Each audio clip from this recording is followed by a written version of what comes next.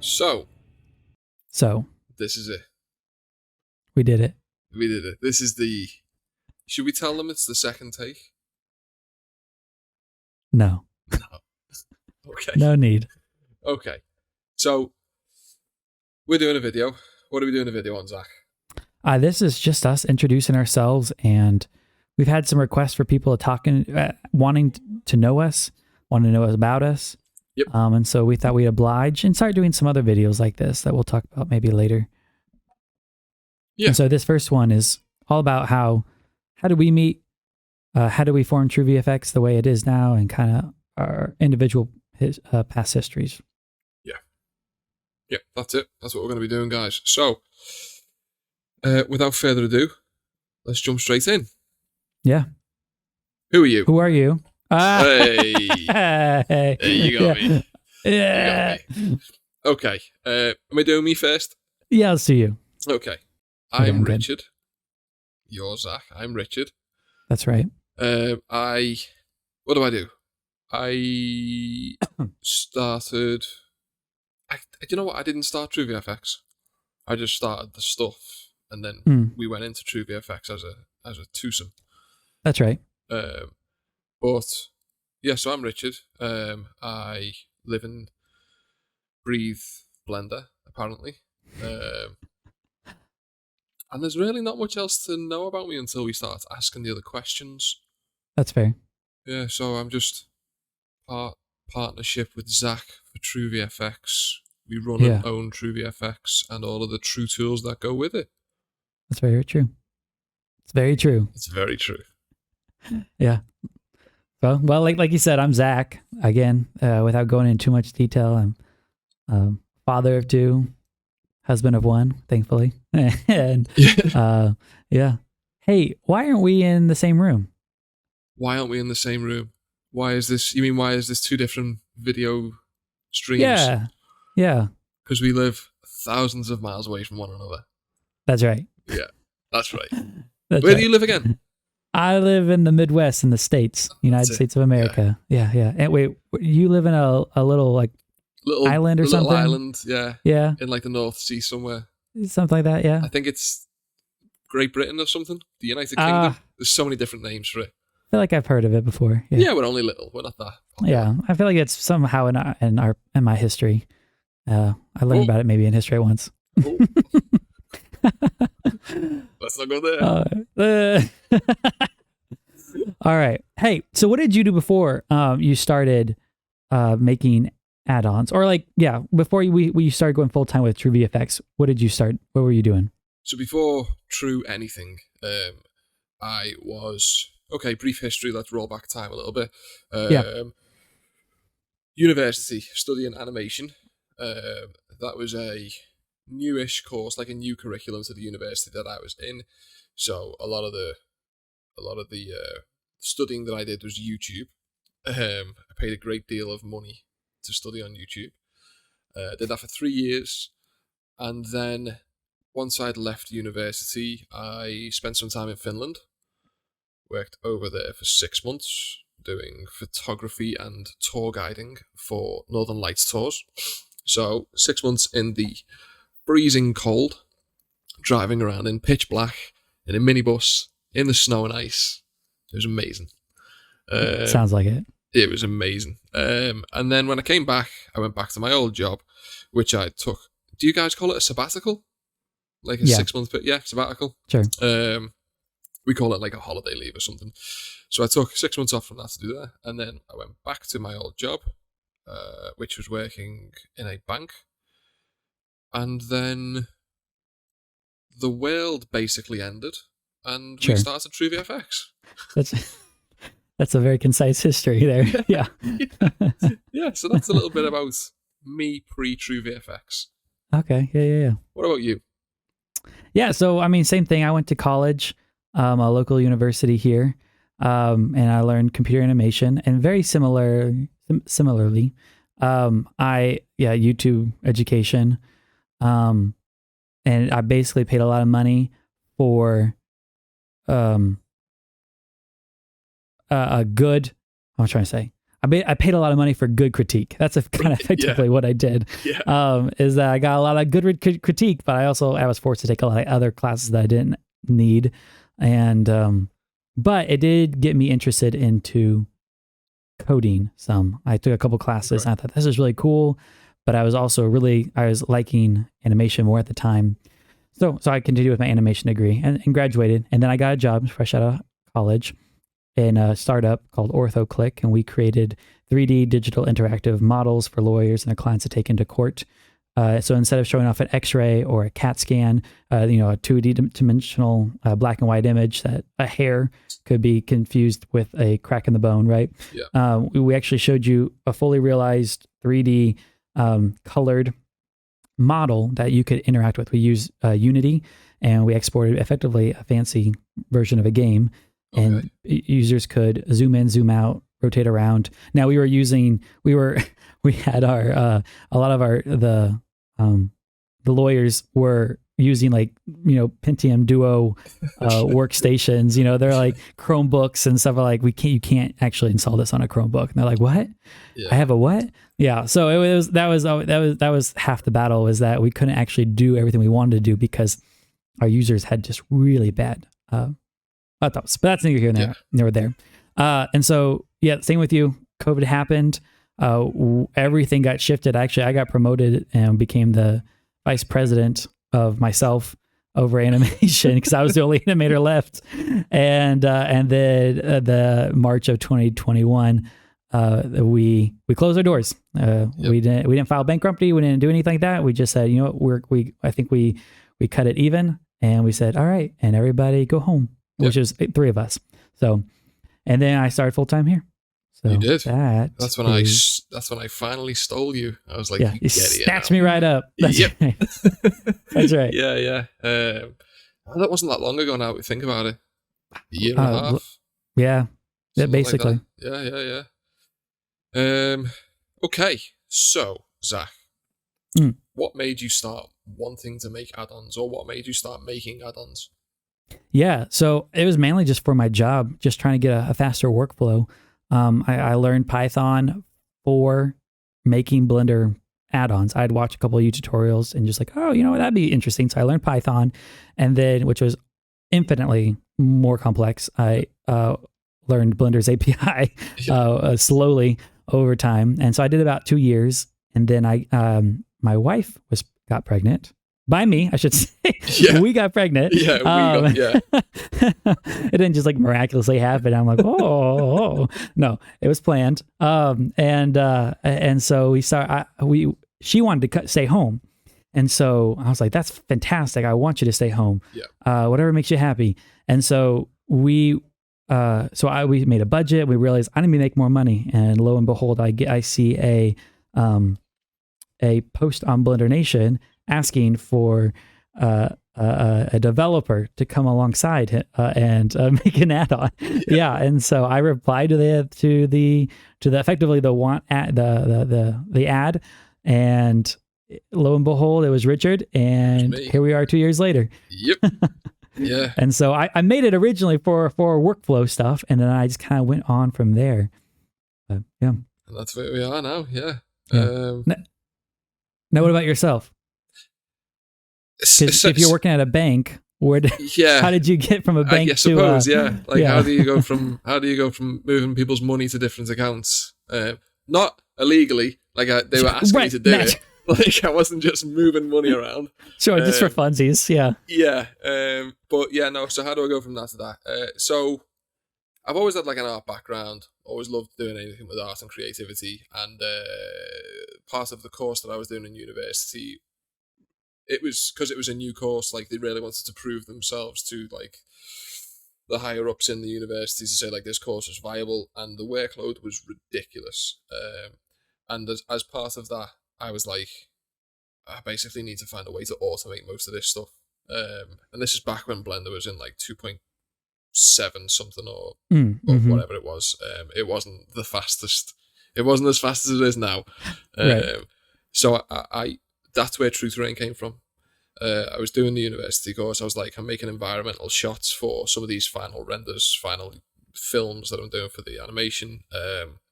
I need a way to create a lot of them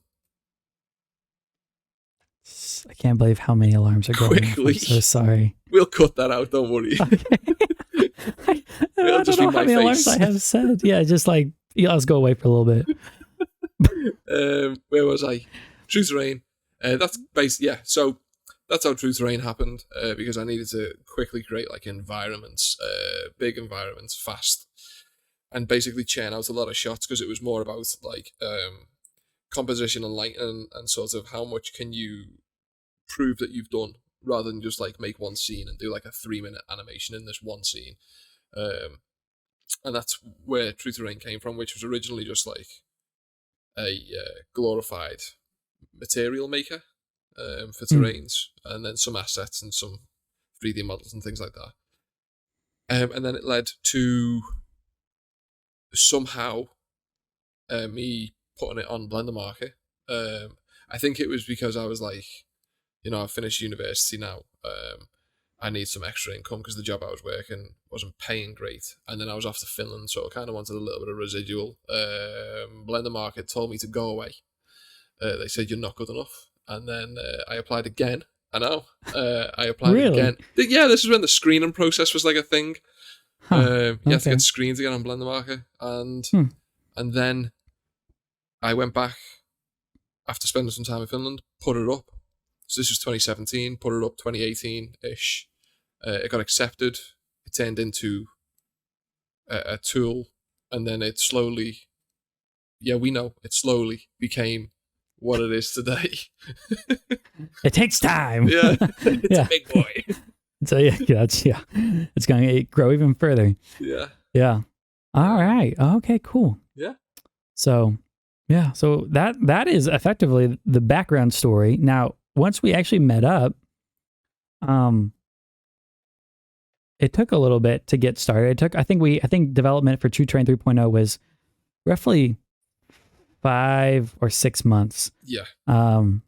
At least from like when you and I contacted each other, when I contacted you to when we released it. Yeah.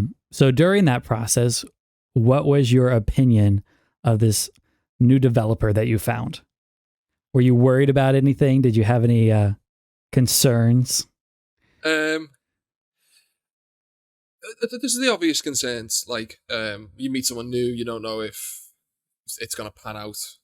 So you're always kind of on the back foot. But in terms of like concerns on a larger scale, I don't think I did. After we met, I keep saying meet. We didn't meet after we first spoke. To be fair, we have yet to actually meet. Yeah, we're not. This is as close as we've gotten. It'll be Amsterdam. That's when we first meet. It'll be Amsterdam for BlenderCon. Yeah, 2022. 2022. So, no, I don't think I had any concerns. I think you eased a lot of them because after speaking to you and then getting sort of a gist of who you were, it was those those irrational fears sort of disappeared. I was no longer like, oh, this guy's just going to leave me without doing any work, blah, blah, blah, blah, blah.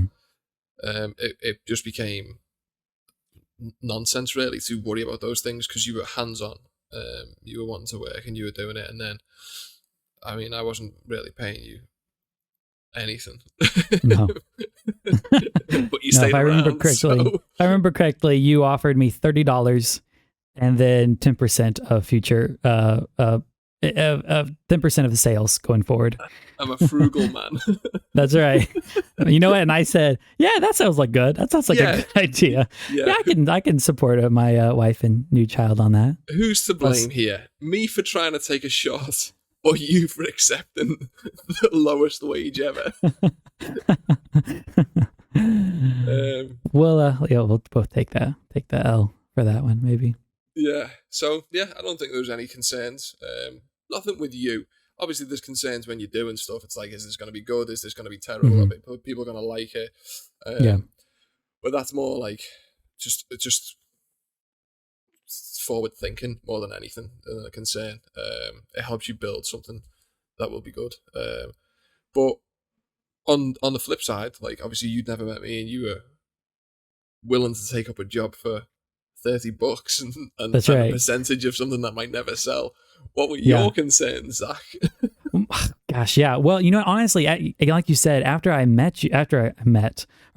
after we like had talked and like had chatted quite a bit, I don't know. I very implicitly trusted you, which was to my fathers and some other people I've talked to, deep worry in my ability to to trust people, to have faith in this person I've never really met, which is fair. But I wasn't that worried about it. Like we signed something, right? We had a contract to some degree, and so it was in writing that you were to pay me.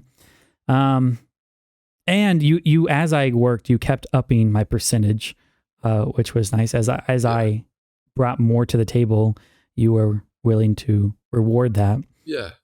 And so I really didn't think I had concerns at all after maybe the first month. It took a first month for a little bit. Maybe I was a little concerned because it took a little bit for you to get me the files. But but after that, and we were working and we were jiving and we were really going. I don't know. I don't think I was pretty comfortable and pretty excited about the at least just doing this one thing, and then actually once it came out, I was really hoping and thankful when we did start doing more stuff together. Yeah, because the next one was True Space. Yeah, I believe True Space 2.0. Yeah. Which is technically 1.0 because the first version was just a glorified asset thing that I made. Yeah. And then 2.0, you came along and coded it. And we've listed it as 2.0. But in the code, it says True Space 1.0. Because no one told me. Nobody told me. Nobody told me it was 2.0. So anyone who's got True Space, if you're watching, that's why.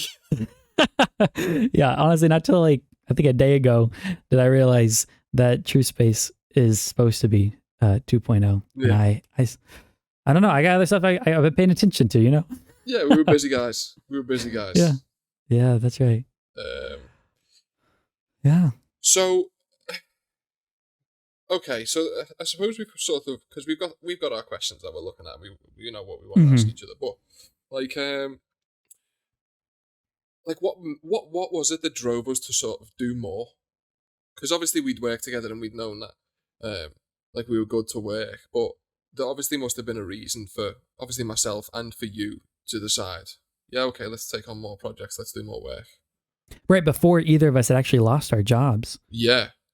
We were wanting to do it. Honestly, I just super enjoyed it. I was my job was very repetitive. We made the same thing over and over again effectively. Yeah. And while I was looking to automate a lot of it, it didn't hold a lot of promise and it was getting kind of boring. And so I found this passion for programming, and this was an outlet for it. Something I was already very, at this point, I had probably been working in Blender for at least 10 years as an animator. Yeah. So I knew its faults. I knew what it needed and what it didn't need, and what was, roughly, and what the animators would want. And so coming into it and working alongside you, who had this natural ability to just create these fantastic materials that I could come alongside and automate and make pretty and make a nice user interface for everything. Yeah. I don't know, it just made sense. And then you had more ideas of what you wanted to do, and I wanted to make those too. I didn't always know how, but I definitely wanted to do it. I really enjoyed it, and I think honestly, if True Train didn't take off like it did, then I probably wouldn't have been as interested in going into the future. But the fact that we had oh my gosh, what was I saying? Yeah, if True Train hadn't done so well, I don't think I would have wanted to continue on. I don't think I would have seen a reason, because there's a lot of people on Blender market that only have a single add-on. Yeah. But we have a whole suite of add-ons, a whole scene creation suite of add-ons. And I think while we've been putting that puzzle together for a little bit, I felt that in the beginning. I felt like there was a lot more here to explore. And as long as you kept coming up with ideas and I kept coming up with ideas, I think we figured it out. And then we were kind of both forced into it to some degree with COVID. Yeah. But yeah, I think the past year has really changed a a lot of things. I think at the beginning it was, is this going to work? How are we going to be able to make enough add-ons to keep going? But I think it's really, this last year has really solidified that. Yeah. Yeah, definitely. I think, and more than anything, like our community too. Like we've got such a great community. That's so true. Yeah. We got so much support. You guys, you're why we do this. Except for some of you. Some of you we're not very happy with. But yeah. We'll get to you. We'll get to you. Some of you testers. Yeah. Always See asking us after for extra class. stuff. What are you doing? Extra stuff. Yeah. I think. Well, sorry, go That's on. us. No, I was just gonna say that's us. You know, that's the kind of the story. You know, we didn't really form True VFX until summer of 2021 when True Train 4.0 came out, and everything was kind of then underneath that. But that was really that. I mean, the release of True Train 3.0 is really when we started this. We just hadn't put all the puzzle pieces exactly, but that was the big puzzle piece. That was the main image, and then we've just kind of been adding stuff around it to kind of flesh it out and make it whole. Yeah. Couldn't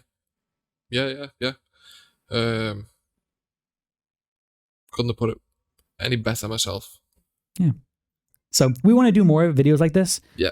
We have we want to do more actual Ask Me Anythings where you guys send us questions and either they're live or we just kind of find some questions that go together and we do it. We also plan on doing some more like kind of pick my brain. Not necessarily my brain, but pick our brain ones where we'll we plan on doing one why we only really use cycles, why we're not fans of Eevee at the current moment, optimizations for your scenes. I feel like there's been a couple other we've written down, but we want to do just like these kind of these maybe not as casual as this. Maybe there'll be a little bit more preparation. We might share some screen and do some actual work in Blender as we figure out OBS and some other screen recording stuff. But yeah, let us know if you like it. In the meantime, subscribe, hit that bell icon or whatever people say, and get ready for some more videos from Richard and I. Let us know how you like it. And do you have anything else to say, Richard? I think you've summed it up so eloquently. So beautiful. Thank you. I think we want to do more stuff like this, and it's not because like it's not to run after this sort of YouTube fame or become influencers or anything like that. We don't. Can you imagine? Us too. Yeah. No, we just want to, because the community asks us so much, and we get so much asked, not of us in terms of like we need you to do stuff for us, but we get so much asked, and we want to be able to respond to everyone. But it's hard to do that when we've got like 3 different platforms to deal with. We're dealing with Discord, YouTube, Blender Market's email system. So like if we can get this all sort of in one place, like if you want to ask us these questions, and it doesn't have to be about our stuff, it can be any generic Blender stuff if it's really an issue. And you ask us, and then we can answer them to our best abilities, and maybe look in the future at things like fix my blend. You send us a blend file, we look at it, we see what's wrong, we fix it. We it's just stuff to support the community in a different way. Yeah, I think that's what we're aiming for here. So if this one doesn't go up like a house on fire, then we might do more. We're not doing it. Well, yeah. If this doesn't crash and burn, we'll do some more. Otherwise, you're not getting any more. So make it go big. Make it go big. Yeah, give us that like and subscribe. Yeah, all those things. All the things you know that we're supposed to do. We may have forgotten something. Like, but subscribe, you know what to do. Comment, share, ring that bell. Ring the bell. Smash that, whatever. Smash that mole. Smash that mole. Yeah, whack-a-mole. I don't know. There you go. Fair enough. All right. And with that excellent analogy, we're going to call it a day. All right. Thank you all. Yeah, that's right. Thank you all. And we'll see you in the next one or in our Discords. Yeah, we're in the Discord. Bye. Bye.